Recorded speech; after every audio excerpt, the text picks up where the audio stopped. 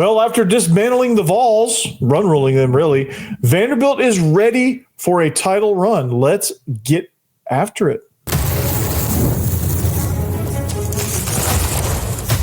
You are Locked On Vandy, your daily podcast on the Vanderbilt Commodores, part of the Locked On Podcast Network, your team every day.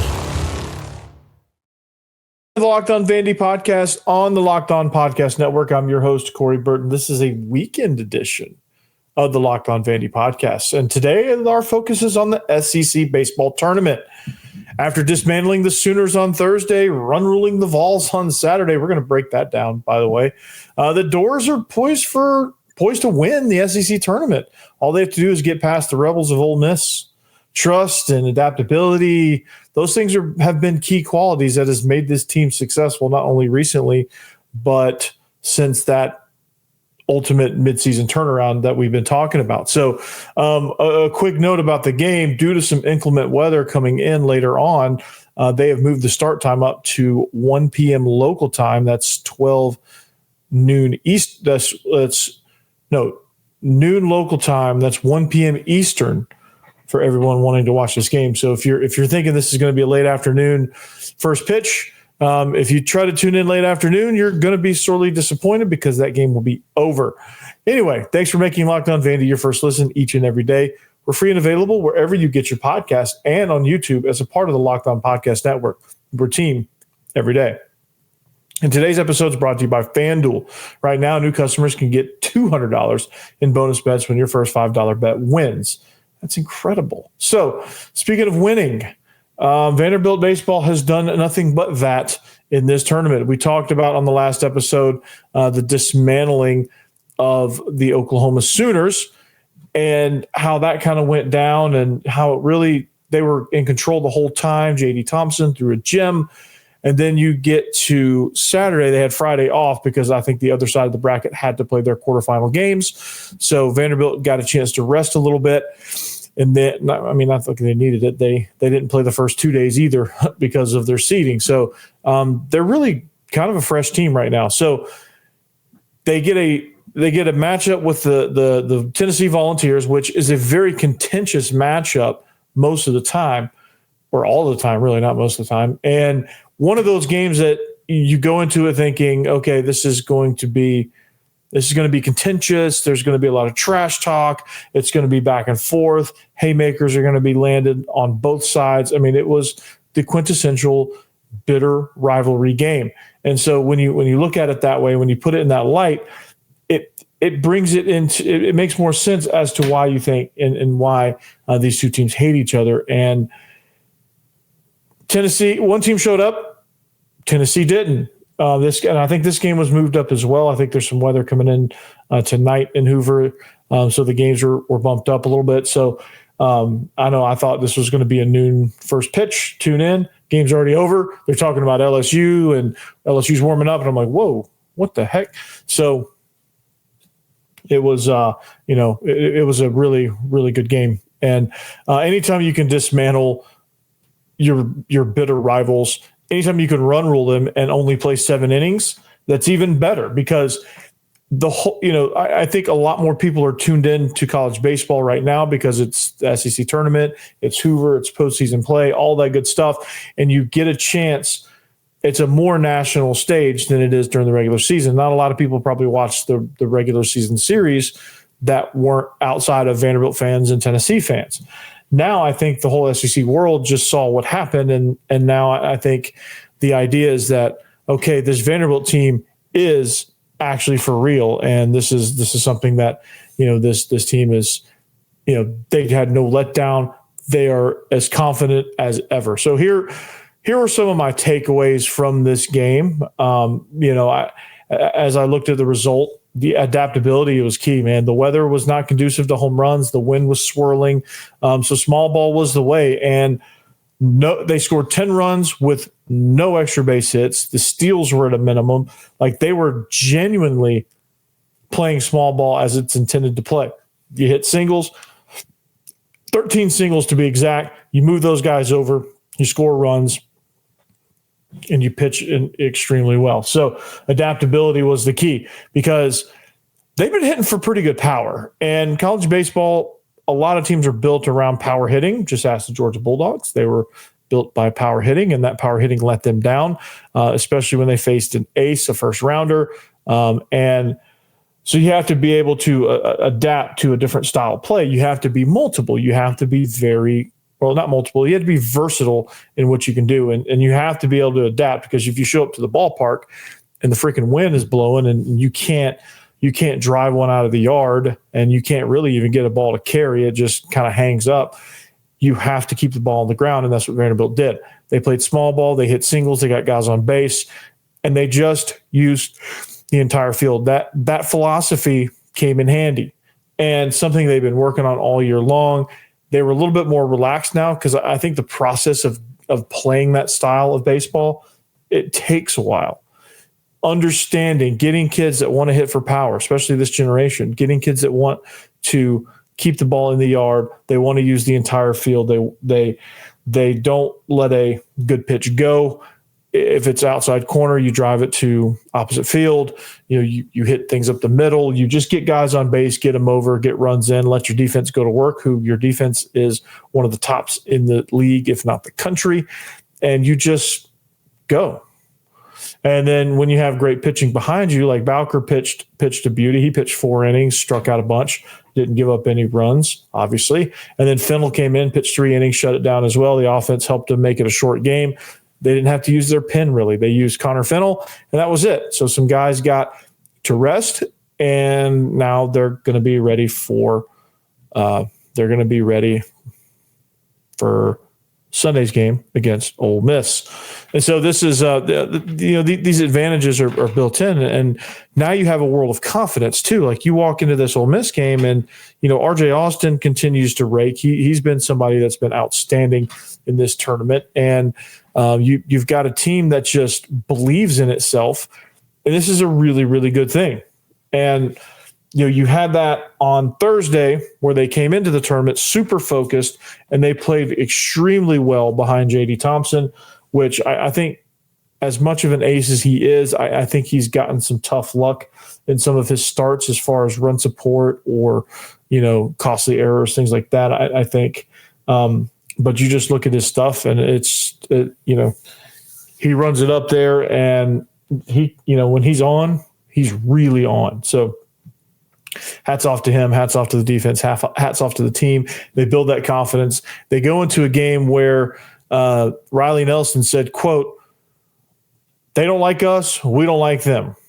It's as simple as that. And that kind of thing is what can propel you in some of these. It causes you to hyper-focus.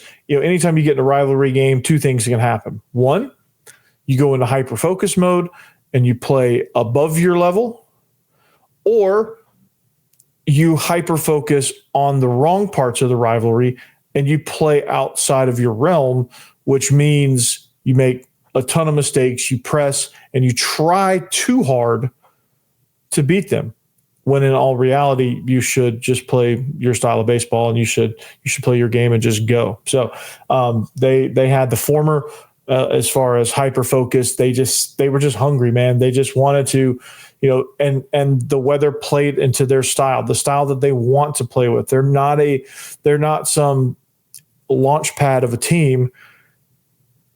And this played particularly well in their favor. Tennessee just couldn't respond. Bowker, he pitched to form today, and he threw a heavy baseball, and he got a lot of guys out.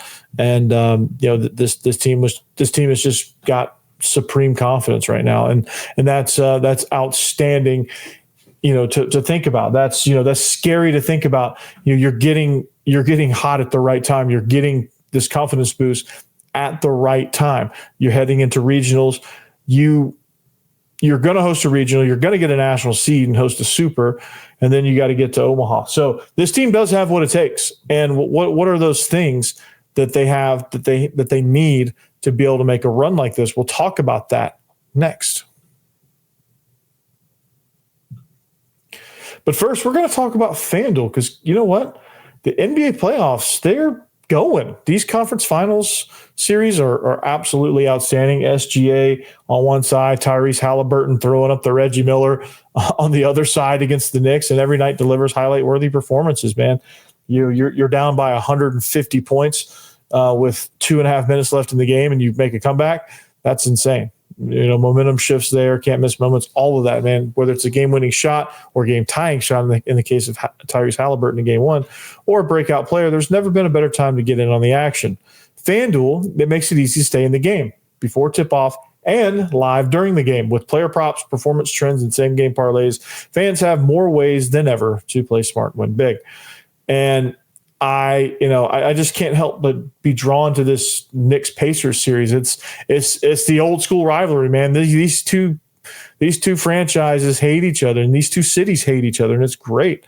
So in any sort of way you can play on the Pacers and the Knicks is the way to go. And so you can combine prop bets live and in mid game. You can kind of see how the game's going. So regardless of what you do, you could bet $200. You could get $200 in bonus bets if your first $5 bet wins. So if you're new to FanDuel and you want to know this answer, it's the perfect time to sign up, first of all. But you got to head to FanDuel.com and place your first $5 bet. If that wins, you get $200 in bonus bets. That's $200 on the house to make the bets that you want. So make every moment more with FanDuel, the official sports betting partner of the NBA.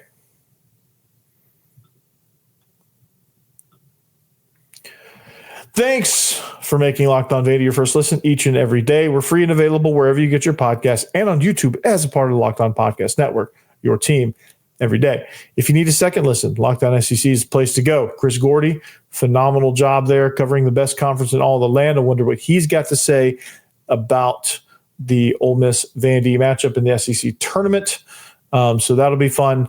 We'll talk about that more later as well. But this is a lot of fun. If you need some perspective on the other side, look at Stephen Willis. He's thinking, Ole Miss is thinking now they're going to host a regional with a chance to host a super regional as a national seed as well. So they're feeling pretty good over there in Rebel land. So check him out as well if you want to see the other side of it. But I left you thinking, what are the keys to, I feel really good and really special about this Vanderbilt team. And I don't know if I said that from the jump, but this team has what it takes to make a run, right? And I've said that before the SEC tournament. I'm going to reiterate it now because some other things have come into play. Like trust is a huge factor, right? And when you there was a mound meeting between Colin Barzy, who thankfully is well now. He was sick. I think I told everybody that he played against Oklahoma. He didn't. That was pointed out to me. But so he was well, and he had a mound meeting with Cody Bowker and said, hey, just relax, man. You got a whole defense behind you. Just trust it. And Bowker immediately relaxed because he goes, yeah, you're right. I do. I'm going to let him go to work. And he did.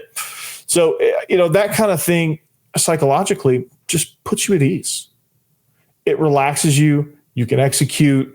You don't feel the pressure of having to do it all yourself. I think there's been some years. I think last year, some of these pitchers felt like they had to do it themselves because there wasn't going to be any sort of run support. And I think these hitters sometimes also try to take it upon themselves to be like, okay, you know what? We're not a really good hitting team. And I just need to go ahead and hit a home run. And they ended up getting themselves swinging at stupid pitches. Opposing teams knew that, and they took advantage. So I think when you trust, as a hitter, if I'm RJ Austin, I'm trusting that if I get on base, these guys are going to get me around and get me home. And I'm going to take a much different approach at the plate when I know that. It's relaxing. You can be like, all right, I don't have to hit the perfect pitch 450 feet out of the yard. I can drive this outside pitch to right field down the line, get a double, and let somebody drive me in because I know they will do it. I know we have a lineup of hitters that can do it, and there's some hitters in this lineup that can also take them out of the yard as well. But this ballpark is not playing for the long ball this week. Weather conditions, wind, things like that. It's just not playing. It's just not playing for the deep ball. So Vanderbilt, pitching, defense, and small ball as their main focus. they are at an advantage here. So the trust in your system, it really kind of relaxes you, really kind of takes you and eases all of those fears, right? And that's a big key, man. Like psychologically, as a fan, you're watching, you're like, okay, they're going to do it because they've had some come from behind victories. Oh, they're going to do it because the bullpen has been absolutely outstanding. They've been amazing. They've been getting people out. They've got the best bullpen in the country, I think, statistically as well. When you look at it, their bullpen has got a 4.17 ERA. That's fifth in the nation, so not number one, but it's up there in the top five. You got a 1.17 WHIP, which is good for second in the nation, and they have the fifth most saves, and they throw strikes 30% of the time, which is second highest in the nation. And when you look at it, when you look at that stat, you're like, why is throwing strikes 30% of the time? Why is that an important stat? Well, that's an important stat because guess what? They don't feel like they have to throw out pitches. They can get the ball put in play, and they know their guys are going to take care of them behind them. And they are also efficient, and they know their spots, and they know how to get guys to swing. So this bullpen has been absolutely outstanding. They've been, I think, outside of a few bad performances that jacked up that ERA a little bit, I think they'd probably be number one in the country. So this is, when it comes to saves, you get a lead, it's safe. Sawyer Hawks has been amazing. He's second team all conference as a relief pitcher because of that. So this team, again, Tim Corbin, it goes back to trust. Tim Corbin trusts his bullpen because he doesn't feel like his starters. Now, occasionally you do want your starters to go deep into a game because at some point your bullpen does need a break. You don't want to overwork your bullpen. And I think he's done a good job of also balancing that as well.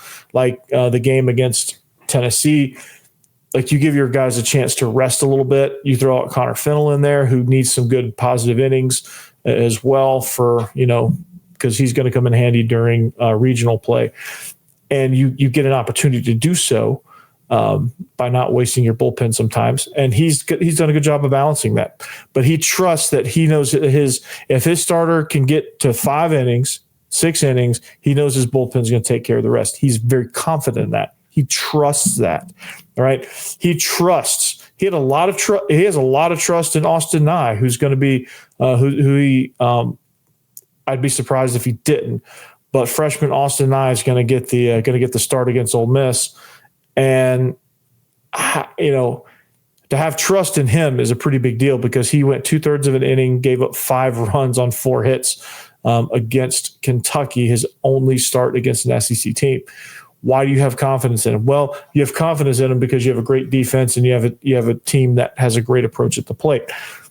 He's not, and he trusts that he's not going to have back-to-back performances like that. Could that burn him? Yes. But I would say Tim Corbin with 2 national championships has a great gut instinct. So, you've got Luke Guth available. Sawyer Hawks obviously come in to slam the door. Brendan Cyber, Levi Huseman. Those are your bullpen arms that are available to help out if needed with Austin Nye. I imagine Connor Fennell could throw an inning or two if absolutely needed. Miller Green, Ethan McIlvain, Tommy O'Rourke, some of those guys as well are also available. So you have a really deep and talented bullpen. Who's gonna be first out? How long can Austin Nye go? You want him to get a quality start. In this case, you want Austin Nye to go as long as he can because you need him to get that quality start. You need him to get that confidence boost from that. So trust, and also adaptability, as I talked about in the first segment. Adaptability, when the weather dictates a different approach, you're patient, you use the whole field, and you trust the process of using the whole field. Like it was scrutinized. It was heavily scrutinized, even by me. Like, hey, we need a little bit more power. And they did. They got a little more power, but they still kept that use the whole field small ball approach to that power. They took advantage of the power opportunities when they got them, but ultimately everything fell back onto their small ball approach. And that's been coming into handy because in postseason, it's all about how can you win these runs at a premium tight games? How can you do that? Well, small ball, trust trust in the process, trust that I can use the entire field, trust that I know the guy behind me is going to get me around, and trust that, these coaches and the scouting reports are correct. This guy's going to pitch me this way. I'm going to take advantage of it. I'm going to send it to left field, right field, or right back up the chute. So trust has been the biggest deal. I think it's going to be one of the biggest keys in this game, and it's the reason why I think Vandy is confident. And I think it's why the makeup of this team is super, super special. I will keep harping on that. We'll see how that kind of plays out against Ole Miss. But how's Ole Miss fare? Well, we're about to find out how this game looks, how this matchup looks next.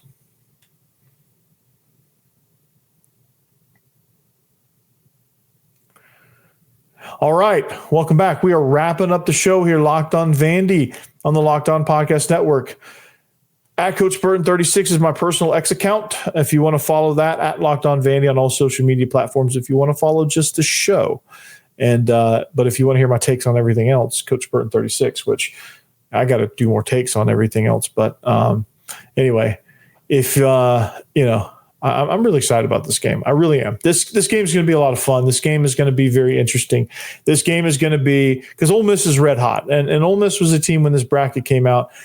I was like, okay, this team could make a run. They're a lower seed, and if they get past Florida, they're going to be dangerous, and they did. They got past Arkansas in the quarterfinals. They got past LSU in the semifinal, and thankfully, those two outfielders that collided are okay. That was kind of a scary moment. That was one of those, one of those guys is out for the rest of the way. Concussions usually happen in those things because their heads clank together, or you get a knee to the head when one guy dives and the other guy is trying to jump over or avoid. There's so many dangerous scenarios that can happen.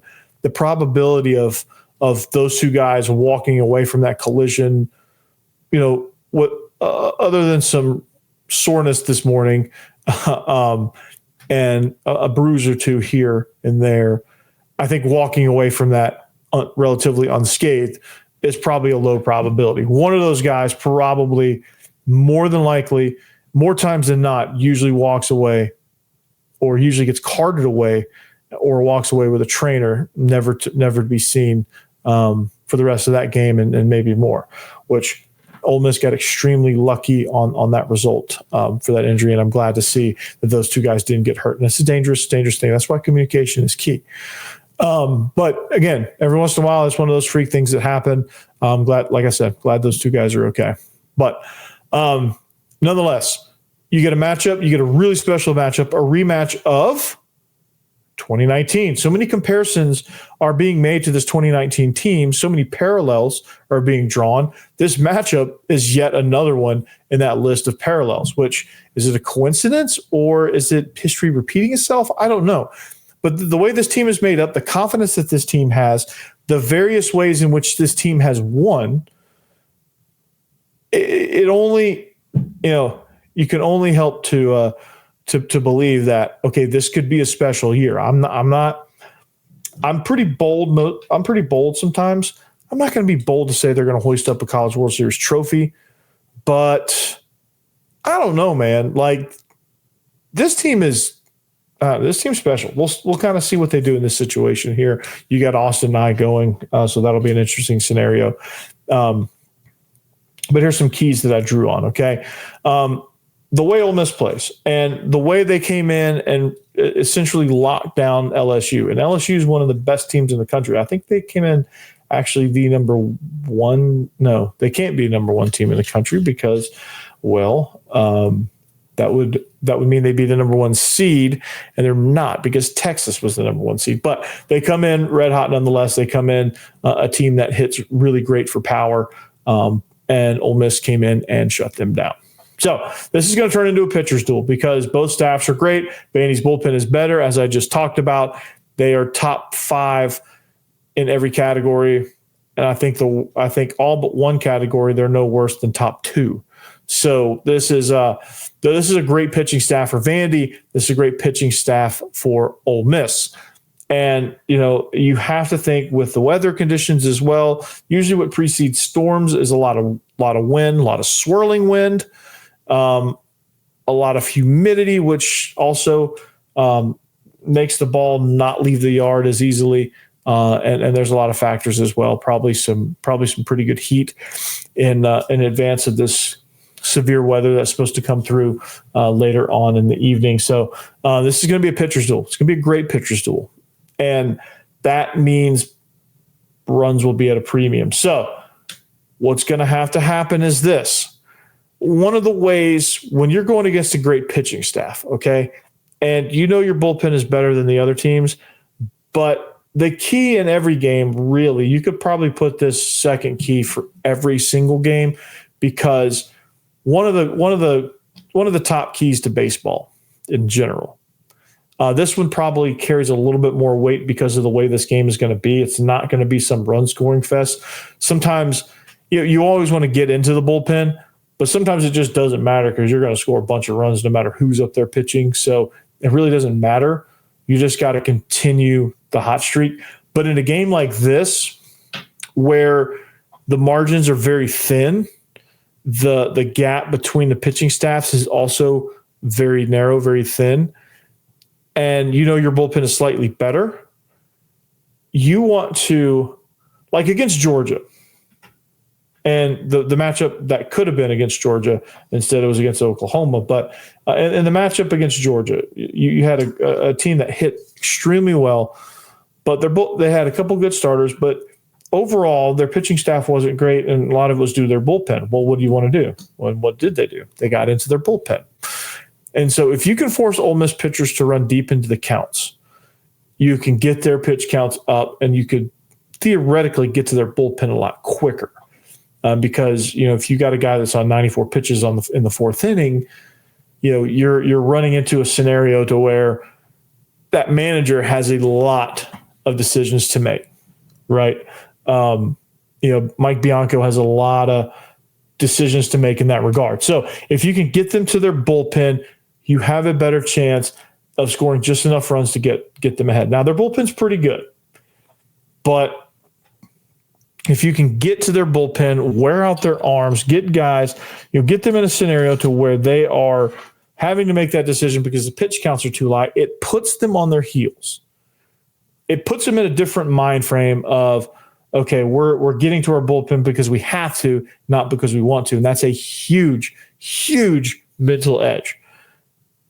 And the reason for that is you're kind of in panic mode, like, oh crap, like this guy couldn't cut, like he had to work so hard to get guys out. It's just not a good scenario. It's not a comfortable scenario to be in, because now you're like, okay, well, they're going to be patient. This guy is a little bit shaky. Do we go him? Who do we go to in long relief? Now, in the world of baseball, college baseball especially, your long relief guys, that's just by nature a shaky position, because those guys have to pitch, 2-3 innings to get you out of a jam. They have to be able to do that. They have to be able to pitch like a starter, but come in a terrible situation most of the time. And that's not a comfortable scenario to be in for any pitcher. And it brings a lot of pressure, and those guys typically fold. Long relief is a tough decision. I don't envy those guys. I can tell you that much for sure. I do not envy long relief, because those guys do not have that job is, man, it's a tough job. And if you can get Ole Miss to get their long relievers in, you're in good shape.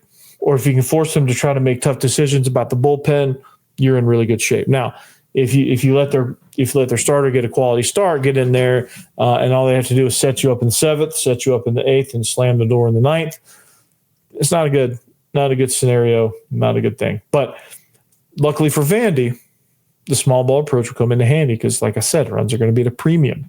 You got to get guys around. If you can get guys deep into counts, you can force wild pitches like they did against Tennessee.